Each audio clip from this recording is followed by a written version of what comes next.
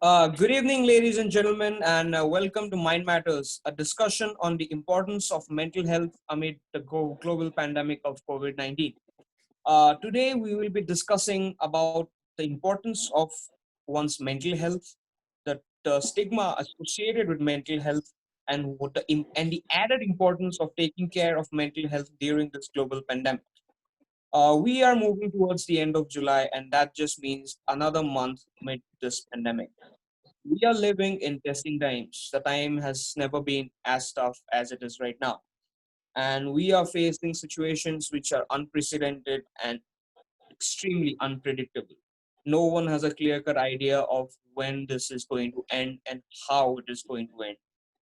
So, and this has also led to countless miseries to a lot of people across the globe on different scales, be it physical or mental. And this has successfully divided the world and time into three specific eras: pre COVID, COVID, and post COVID. And the world has also slapped a new narrative on the people, which is called the new normal. Like, this is the new normal, this is going to be the new normal, and so on. So, today we will be deconstructing the new normal for or for our viewers, and we'll also be discussing about the importance of mental health. Before that, let me introduce my panel to you this evening. We have my constant panelist, Abhinav Bhattacharyya, joining us from Bangalore. Yeah, hi. Hi, Akashdeep. Hi, all. Hello, good to have you back. And also joining Abhinav is Priyanka Adhikary, who had last time joined us on our discussion on plays. Priyanka, it's a pleasure to have you back. Hi Akashdeep, how are you? I'm doing good, thank you. And joining us is a very special guest from Guwahati this evening. We have Sanjeevani Goswami, who's a psychologist and a mental health expert. So all the expert opinions and comments and analysis will be from her this evening. Hello, Sanjeevani. Hi Akashdeep. Hello. So before I begin with the questions, Sanjeevani, would you like to introduce yourself to our viewers? Okay, sure. Hello everyone. Hi Priyanka. Hi Abhinav. I'm so used to calling you Reese. It always comes Abhinav. It's the new. Yeah. Okay. Yeah, I'm Sanjeevani and I am a counseling psychologist. Right now, I'm working with this organization called Mind India Institute of Positive Mental Health and Research. And yeah, and prior to that, I was also working in Bangalore for a couple of years. And I was also at one time the school counselor at Army Public School Narangi. So yeah, basically I have been working with young adults, adolescents. That's the age group that I'm, more engaged with.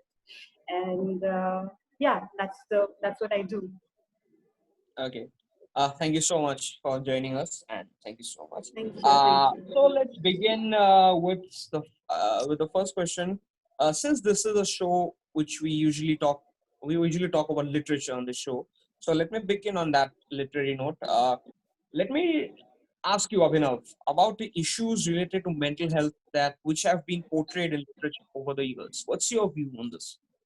Akashdeep, I would like to take the point of view of my poison, that's fictional literature, and Yeah. what various quintessential novels addressing the theme in general, mental health and issues in their works in different facets of time. One key work I would like to give notable mention here is The Perks of Being a Wallflower by Stephen Chbosky. So in Stephen Chbosky, The Perks of Being a Wallflower, Charlie Kelmeth, who's the prime character, is returning to school, having been recently discharged from a mental health care institution. He suffers from dissociating flashbacks after the death of his best friend, and much earlier in his life, the death of his favorite aunt in a car crash. So he's in a different turmoil in terms of his mental situation in that facet of time. And fearing he will be alone at school, Charlie's world changes when he meets and befriends seniors, Sam and Patrick, who accept him, into their, circle. The novel goes around to uncover, serious themes around sexual abuse, suicide, and violence, domestic violence especially, and always maintaining a respectful tone and never ever exaggerating the character in its core. That was quite key, I would say. And Chbosky began writing the novel age 26, stating that he was at the time a very troubled young man who was, desperately trying to find answers that would make life, makes sense basically. And since its publication in 1999, he has gone on to become a mental health, advocate for young people, and answering thousands of letters, emails, and phone calls from friends who just want to reach out to Charlie. So, interesting real life example with a world building aspect in terms of mental health. Changing a reader's perspective of fiction, also helping readers with serious mental conditions on the righteous path to cure in general. I really found it pertinent to mention in today's discussion. So that's my take on this particular point. Yeah, thank you so much, Abhinav. It's a beautiful book which was also adapted into a beautiful Hollywood movie, and it's one of my very favorite movies of all time. Priyanka, the question goes to you now. Okay, thank you, Akashdeep, for the question. So yes, mental health has been portrayed in a wide array of literary works across various mediums. It can be novels or educational courses, plays, poetry, etc. So yes, mental health, the though it has been coexisting with humanity over the last few decades, I think it is seldom that that particular topic has been addressed the way it should have been put. So I will try my best to answer this question in terms of the literature aspect to it. So I think I remember two movies that I saw, which were adaptations of novels, and so one example, the first one being A Beautiful Mind by Sylvain Nasser. And it's a beautiful movie which highlights the protagonist suffering from schizophrenia. Okay, and the description has been like mind blowing. And the second example I would like to give you is the novel Everything is Illuminated, and Yeah. it's by Jonathan Safran Foer. And I think it is a fantastic movie, and it does not depict any typical aspect of a mental disorder, but it it tries to procrastinate the various characters or the various emotions that are played. So I think this too has been very beautiful depictions of mental health. Okay. Sanjeevani, moving on to you. Yeah. So I believe that like if we go by the WHO definition of mental health, it says that mental health is a state of well-being in which Yeah. the individual realizes his or her own abilities, can cope with the normal stresses of life, can work productively and fruitfully, and is able to make a contribution to his or her community. So basically, when we are being able to go on with our normal daily life, uh, do our work, wake up at time and show up in office or school, whatever, and come back, have a productive day. That is where we consider that okay, this person is being functional and this person is having a good mental health. So this is Yeah. what is mental health about. And I believe like it is not and mental illness or any kind of problem with mental health does not specifically mean only the disorders like say schizophrenia or be it multiple personality disorders, split personality, etc. It may not always be about the disorders. It may also be certain life stressors such as Yeah. stress or anxiety or displacement. It can be a separation, etc. So these can also lead to bad mental health. And literature definitely plays a major role in creating awareness among people, because people like to read, and when they see a lot of things like that written in books, be it like Priyanka has mentioned A Beautiful Mind, where they have mentioned about a disorder, schizophrenia, and or be it the perks of being a wallflower, where it's more about a lifestyle issue that has happened because of certain life stresses. The issues have come because of that. So whatever it is, but then yeah, I mean literature has played a very big role in creating mental health awareness and spreading knowledge about mental health among people. Okay. Coming back to you, Sanjeevni, once again for the next question. What do you have to say on the importance of taking care of one's mental health during today's time, this era? On, say, what's the importance right now? Okay. Uh, at this time, you mean to say COVID times? At COVID Or times, like what's the importance, like at like the last week of July 2020? right. So this time, like COVID has been an overnight change for us, and so our lives have changed suddenly. And initially, even though we took it like a more like a good break, like a holiday, because we were asked to stay at home. So the initial emotions that people felt were maybe that of a little bit relaxed. Um, of course they did feel a little fear, but then the fear was more overpowered by the feeling of relaxing and the opportunity that we got to stay at home. Yeah, It was soon followed by feelings of boredom, because yeah, we were getting bored. There was no work. Like, what would we do staying at home all the time now? yeah, And after that, feelings of boredom were again followed by, because it went on stretching. People started feeling anxious because the numbers were rising, and there was still, like, there is still no vaccine really out like that. So people are working, and we do know that there's some good news happening, but then still people are anxious because of the rising numbers. Anxiety is again leading to a lot of fear, more stress, frustration, and people are getting angry because people are now, losing jobs, shutting down businesses. A lot of life changes are happening. So definitely. And now the new change that's happening is the adaptation to the new normal, which you've rightly yeah, put up. Like my mother, she's a teacher and she's 50 plus. Suddenly she yeah, is now teaching classes on Zoom.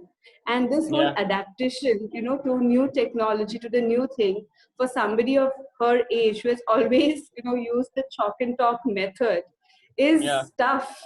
yeah, So, and she's not the only one suffering from this issue. Right now there are like so many others with her. She's lucky that at least we are here staying with her and all that, so yeah, always helping her out with the technology and all that. But so many are there who maybe trying to figure it out alone as well. So yeah, yeah, having said all that, yes, all of these are you know putting a lot of mental health pressure on people from different ways, and everyone has their own story right now to say. yeah. So taking care of our own mental health right now is of utmost priority. Okay. Thank you so much, Sanjeevni. Priyanka, what's the importance of taking care of one's mental health? I want a professional viewpoint from you. You being a finance, corporate professional. Okay. So yeah, first of all, the importance which we give to know or understand about mental health, that is, it has to be creative. The importance has to be created, and it has to be through awareness. Yeah, So I give very much emphasis on the role which each individual is playing in the society. So for example, if it's a parent, then the parent's job is to groom the child, and and if it's a student, then it's a student's responsibility to be, to cope up and to understand that it is okay to be, not perfect within the group of friends or within a classroom. So I think the understanding about this particular topic is very much important. And from my experience being in the corporate world from past few years, I think yeah, yes, there has been a shift. And with this new normal, okay, as the corporate world has, it has gone through a shift. And yes, initially it has been a little difficult to cope up with, and there has been a subconscious like thing at play that how is this going to, how are we going to adapt to it? So I think that we need to have a plan to work it out, and it's very important that we give uh, equal balance to both work and as well as the home side, because right now there is a very thin gap between both. Okay, when you Yeah. go to work, you come back to home, and then there's a transition. Right now that transition has to be built. Okay, and I think that's where we somewhere at the back of our minds we build a passive stress, which leads to aggression and frustration, and you're not able to do something which you do differently when the situation would have been different. So all of these brings a lot of blockages in your mind, and before arriving at a stage where you are like helpless, where you it is too late, and you land up with like no answers, I think it's always better to have a plan, and to be prepared to adapt, to accept the situation. And you have to, and I am living with my husband here, and for people who are alone, it's a different scenario altogether. So it is very much important to communicate, to talk to someone, and yes, it is also very important to maintain your health along with your mental health. I think both of them work together.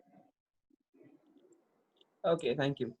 Abhinav, I want an author's perspective from you on this. How different is it going to be for authors to address this issue while writing in these times?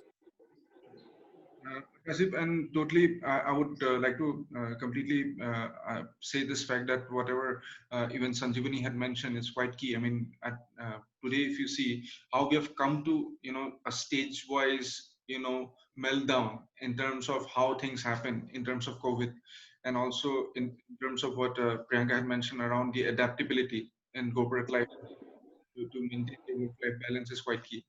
From the eyes of an Yeah. artist, the world is a creative entity. That's what I would like to mention. And one can, manipulate the positives, negatives, and come up with a story which, inside, applaud from his readers.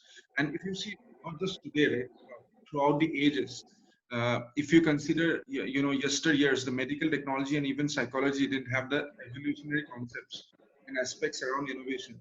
And by large, a lot of authors might never know that they were in a different mental condition when they were working on their own masterpieces. In this regard, I would like to mention, I would like to talk about, Franz Kafka. It's not clinically proven due to lack of advanced technologies back then or due to lack of evidences suggesting the same. But one fact is true that Franz Kafka didn't know his works of fiction would, be considered the pillars of, modern literature, and people will religiously, follow him, follow all his masterpieces for generations and beyond. He died even being, his famous works are all written in German, and later on, translated after his death in 1924, and especially after the Second World War, even it was translated to English. So it took a lot of time after his death, as a popular, sources, post, World War II, to actually commit to the fact that he is a famous writer now. So he was in a different mental state. That's all I would like to say. And actually, it's very prominent. His novels for the world population is quite something, in terms of how he thought about each of these novels were quite different. I would like to interestingly mention that he wrote The Metamorphosis, which is a novella which, again, was first published in 1950. One of Kafka's, best-known works. Metamorphosis tells the, story of a salesman, Gregor Samsa, who wakes one morning to find himself inexplicably, transformed into a huge insect. So the novella has been widely discussed among literary critics, with differing interpretations being offered. I wonder what mental state Kafka was in while writing such a masterpiece. It's an, unusual book to even start writing about without having a considerable amount of, right push in terms of the real world, having, catching up to a writer at a certain aspect of time while he or she is working on any subject. I found it quite intriguing that the literary critics always kept focusing on the writing and his work to decipher what he wanted to say, rather than pondering about the realisms of his self and his mental state during that facet of time back in 1915. So now, if you consider a writer, you have a lot of medical help and also psychologists to help you around this particular topic with the best of technology there in place. But imagine what he might have been going through, why he even thought about this particular concept. That's quite intriguing. So that's something which I can relate to now, even as a writer or an author. That keeping in continuation with today's world and how to be, as Sanjeevani and Priyanka had mentioned, it's a completely different ballgame again when we talk about literature and how authors think. And it takes a toll, but you have to be, practicing certain aspects which will be better for well-being. Okay. Sanjeevni, the next question is for you. I would like to discuss something which I feel is really important right now. Mental health and mental health issues in India come with an attached stigma. There is a really stunted and a twisted way at which the society looks at people who either suffer from mental health issues or they express the feeling that they might be suffering from certain issues related to their minds. The word mental has an extremely negative connotation and denotation.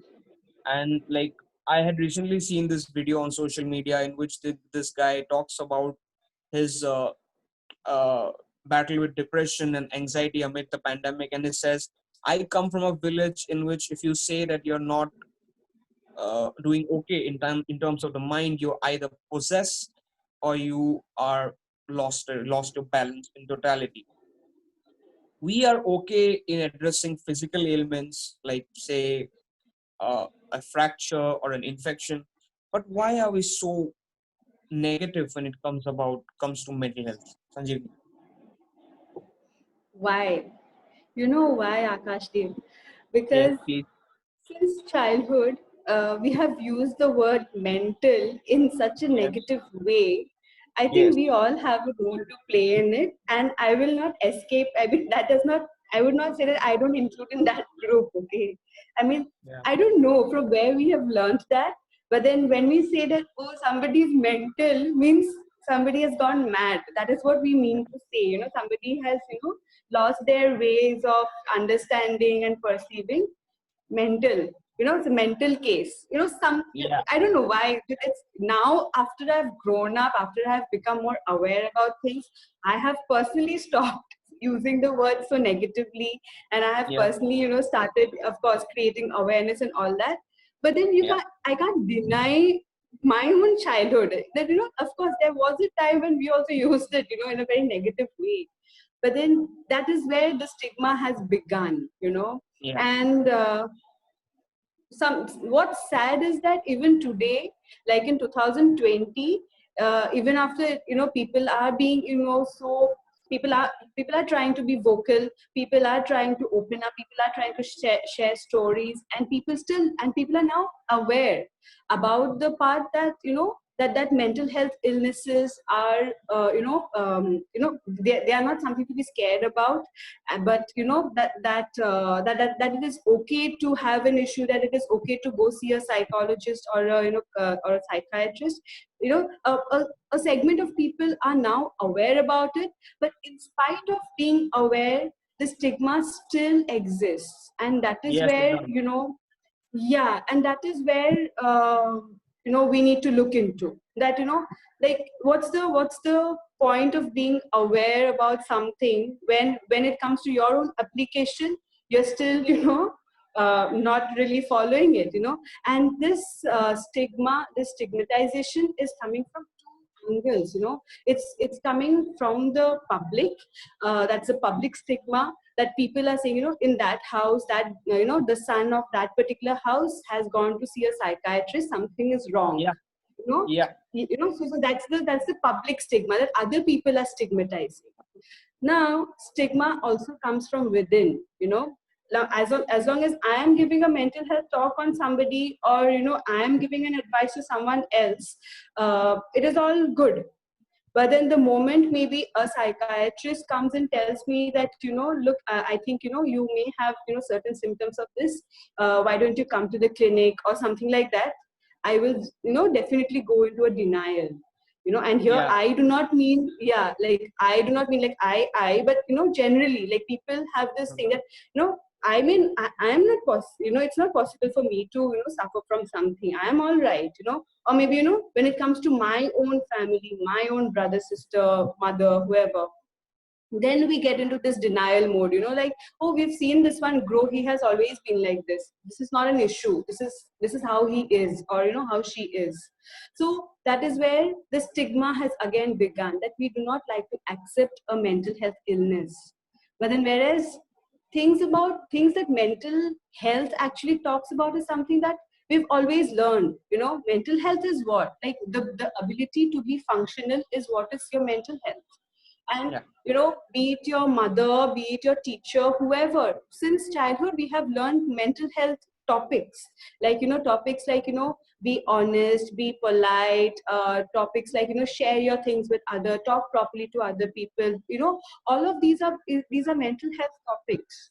Just that we have confused the whole mental health with only mental illnesses, and that Yes. is where stigma has begun. Like it's all because of the word mental. As long as it was health, it was all right.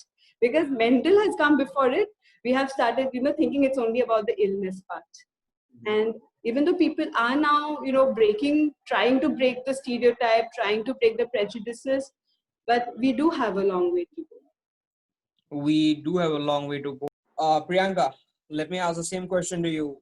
Like, what are your views on the stigma attached to this entire aspect of mental health and the importance of being vocal about it in a society like ours? Yeah, clearly I see in today's circumstances that this is an issue. Okay, it's an issue of trust, or you can say fear of being judged or misjudged by your near or dear ones, of how one is being perceived.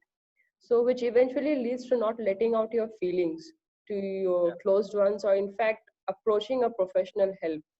Okay, so there is no doubt that this clearly depends on the upbringing of the child, or how a person is acquainted with situations.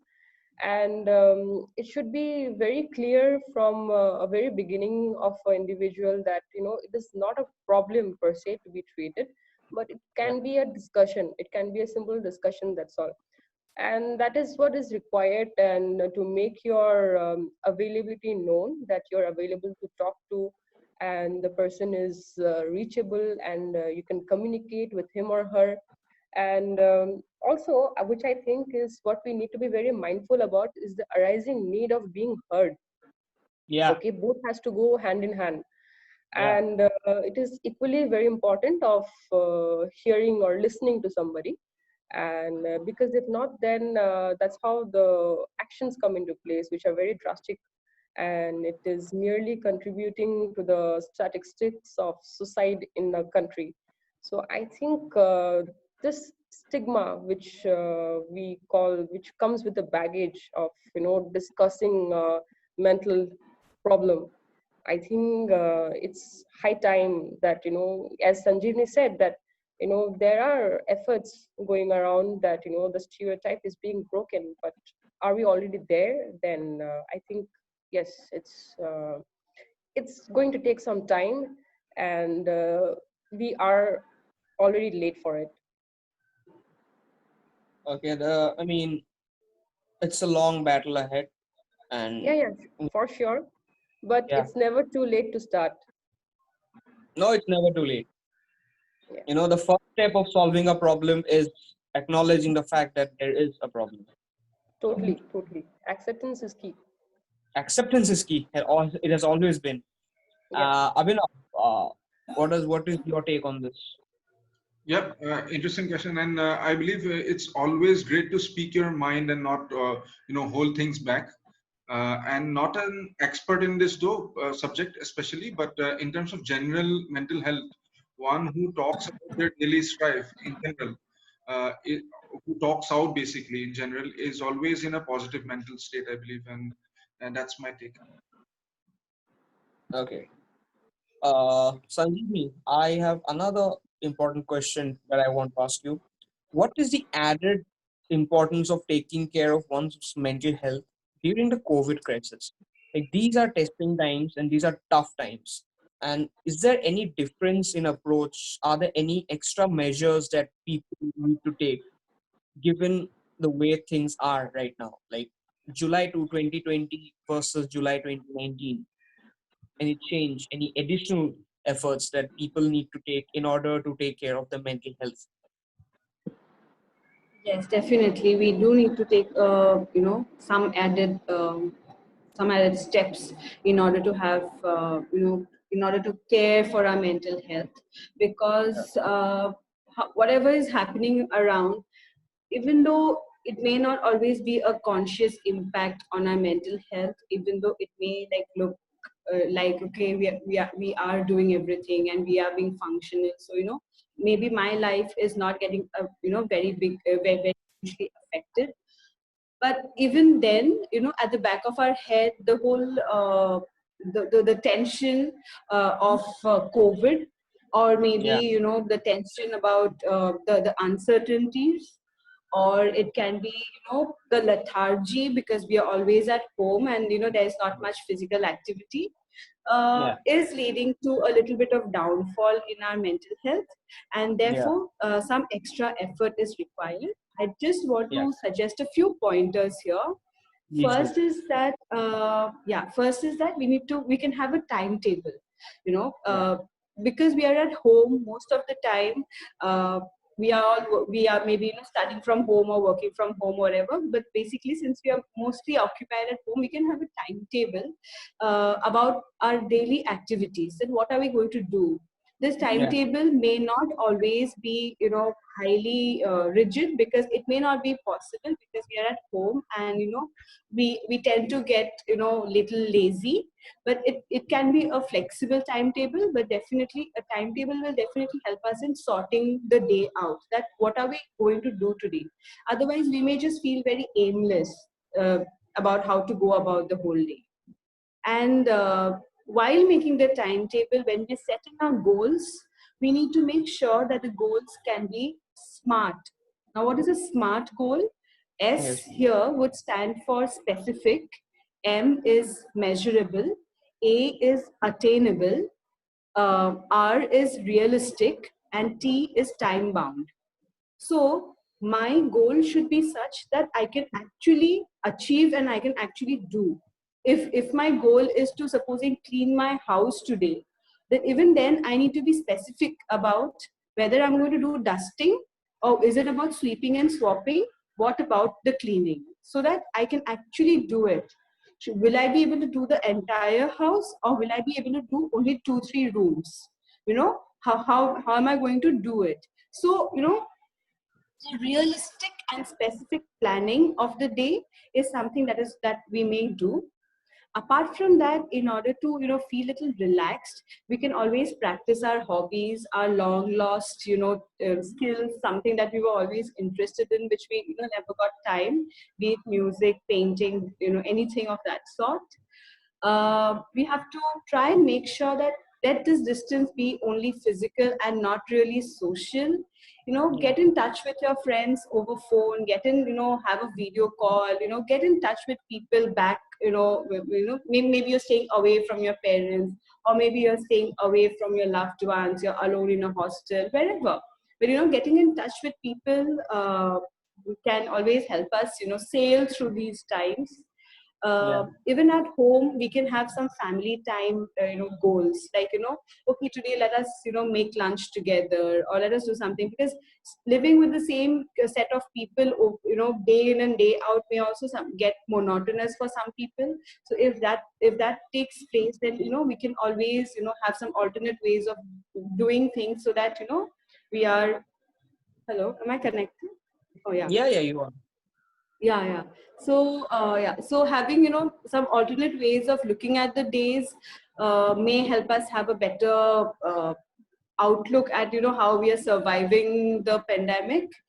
and yes, explore some new ways of adjusting to the new normal. I mean, there are certain crises which I can tell you that they're factual crises. I mean, people are losing jobs, your businesses are shutting down, you are really feeling, like extremely low because you're at home and you can't meet your loved ones. Now these are facts. I cannot only tell you that, okay, practice a hobby and do this and that, and only to distract. That may not be a very right suggestion all the time. So during those times we may have to sometimes just sit back and accept, that okay, this is the situation, and because of which this is what I'm facing right now, and what can I do max is that, accept my situation, and then look for certain, ways of, adjusting to it. That what can I do next? I have lost my job, now I know, but what is my next step? Maybe I may not be able to find a solution today itself, but eventually after 3 4 days, should I call up a friend, who may be able to give me some solution? Should I call up my previous boss, or should I, should I find an answer from my father or somebody, anybody who may be able to help you out. But then, but before reaching for help, there's this major step of acceptance which people do not like to do, because it's sudden. Like I already said, people don't like sudden changes, and this whole thing about the pandemic is that it's so sudden that we are now like, in some people may be in denial. So therefore acceptance is required. And as other people, like supposing I feel that okay, I'm being able to work from home, and my finances are going right, and everything is all right, okay, I'm not feeling very distressed, then it is my job, no matter I am a mental health professional, or I am just a person who has who has a company, or I'm an engineer, or whoever I am, but it is my responsibility that I should be alert and vigilant about the people around me, and what are their mental health status like, like. And if I think that somebody is very stressed, or somebody is very down because of very low because of the whole pandemic situation, then at least asking them out, that how are you feeling, do you want to talk to somebody, I know a psychologist, do you want me to just send you the number, so much just reaching out to that person as a layman is something that other people may do. And yeah, of course, there are a lot of mental health professionals, a lot of counselors who are providing telephonic counseling services, and Yeah. online counseling services. I think we can all avail those services whenever we feel we require. So yeah, Thank this is what I wanted to share. Thank you so much for the insight and the advice and giving us the tips of coping up in these challenging times. Priyanka, coming to you. Yeah. So first of all, yes, the conditions that we live in right now have completely changed. It's a shift in humanity per se. And Yeah. so we are bound to learn or unlearn or relearn with each passing day. And so these conditions are new. And it can be like as simple as staying at home, or, working from home, or a 12-year-old taking online classes. And these are all new sudden changes. So does these conditions have innumerable outcomes? Okay, so a person working from home constantly, and then there is a breaking point. Like for a female, it has to be managed both the sides, right? It's not going to work. It's being staying at home and doing your domestic chores as well as work from office. So the outcomes are different, and thus it requires the coping up, the adaptation to this whole scenario. And that's why we are extremely dependent on internet on these days. We are very remotely connected with each other. And so there are two things. So one is like, if you're living alone, then this outcomes become very vulnerable to you.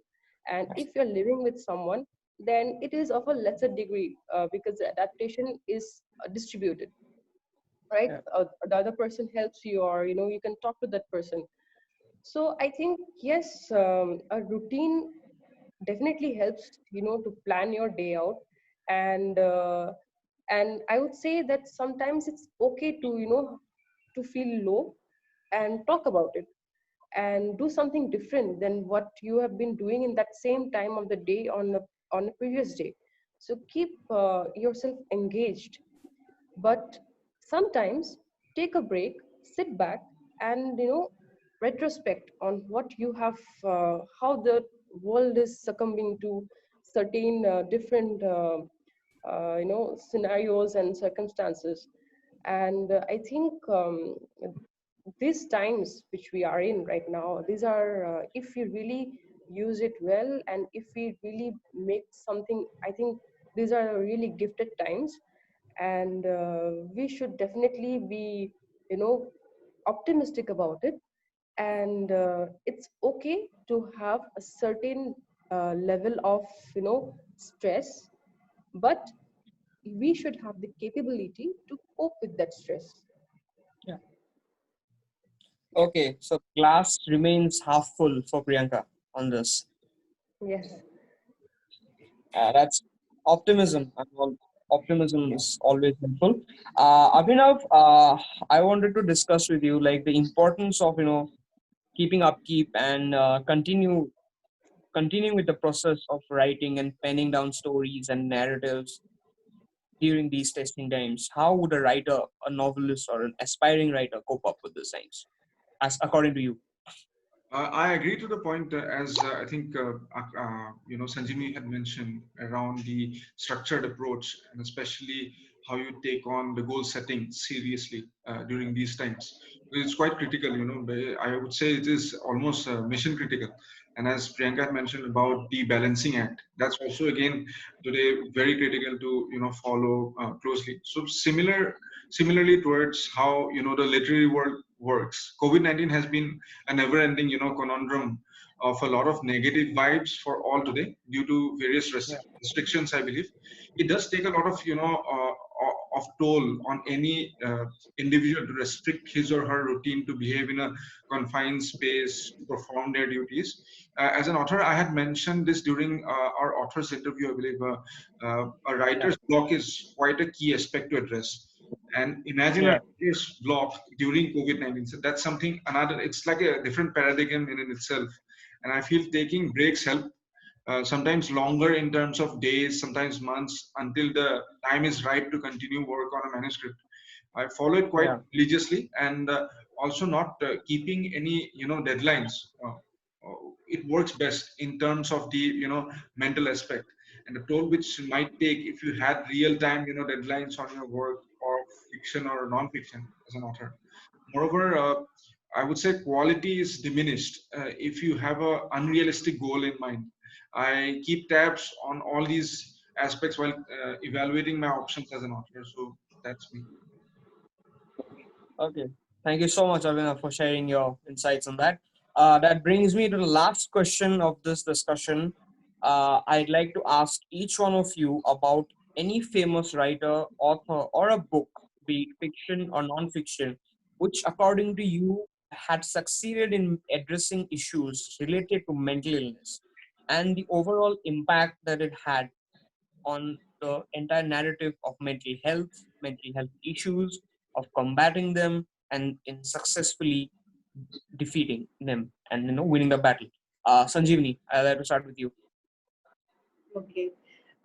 Reading, I'm not a very avid reader, but then I'll tell you about this one book. When I was in class 11, Yeah, I had a little, mild depression because, I had a breakup. yeah, So, yeah, but then, yeah, now I'm smiling. At that time, it was actually bad, okay? So then I picked up this book by Robin Sharma, and yeah, the name of the book is The Greatness Guide. Because yeah, what I liked about the book is that it's very, it's got these tiny chapters, like just like one side, or maybe yeah, just two sides, and the chapter is over, and and then you move on to the next chapter. So these tiny, crisp writing is something that I really liked reading, because at that time my attention span was very low. So because he kept that, because I used to get distracted very easily. So because my attention span was low, this small, chapters were the thing that worked for me. And one particular thing that I still remember that I read in that book and it actually impacted my whole perspective towards life. Is that he wrote that,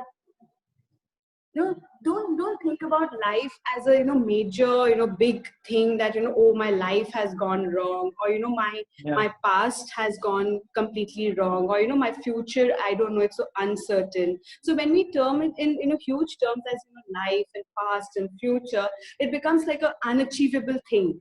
So Yeah. instead, take care of your seconds.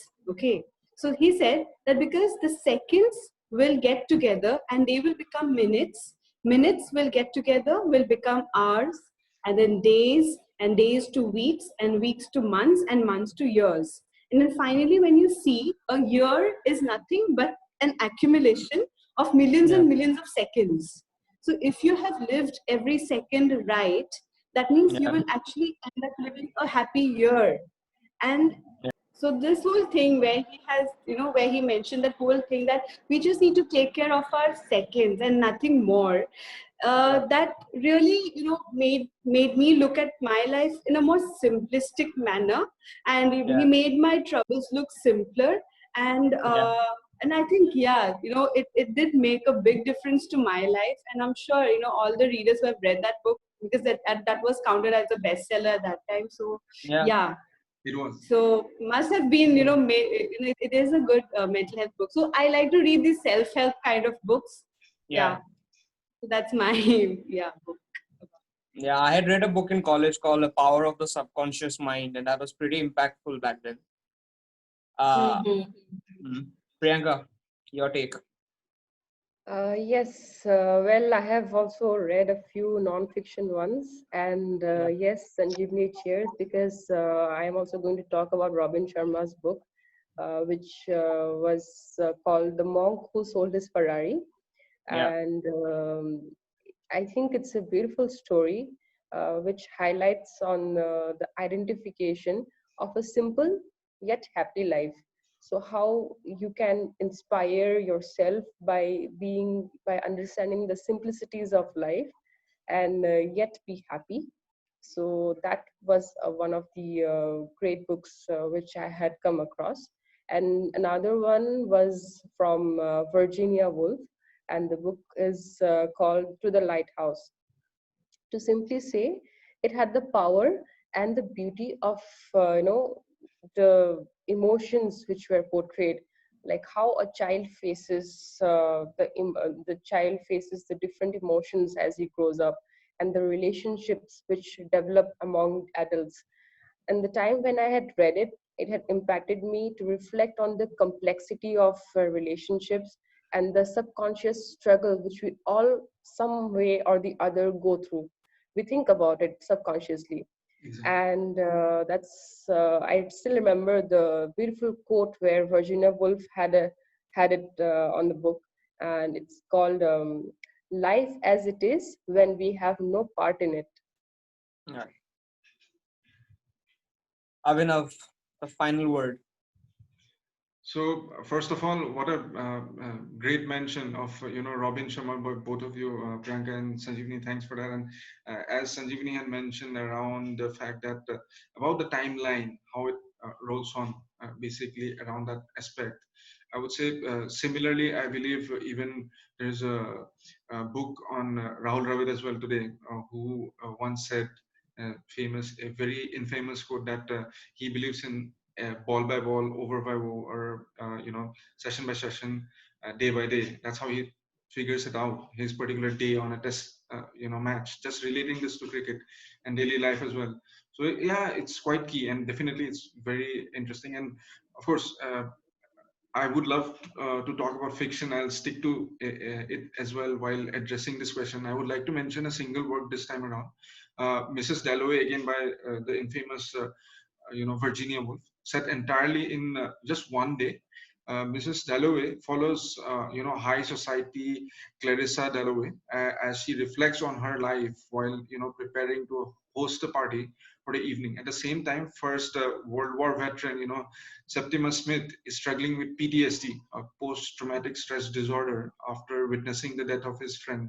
The two narratives are in complete, contrast to one another, as they are intertwined throughout the book. And Virginia Woolf famously said, uh, in the 1925 novel was an attempt at a study of, insanity and suicide, the world's seen by the sane and the insane side, by describing her brain as always, buzzing, humming, soaring, diving, and then buried in the mud. She died by suicide in 1941.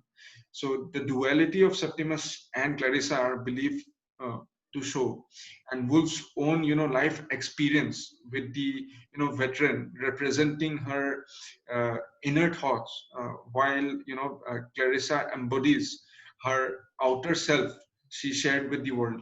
So Clarissa again was quite a key character there in terms of the novel, and I would say what a brilliant, novel which depicts the theme in contention for today.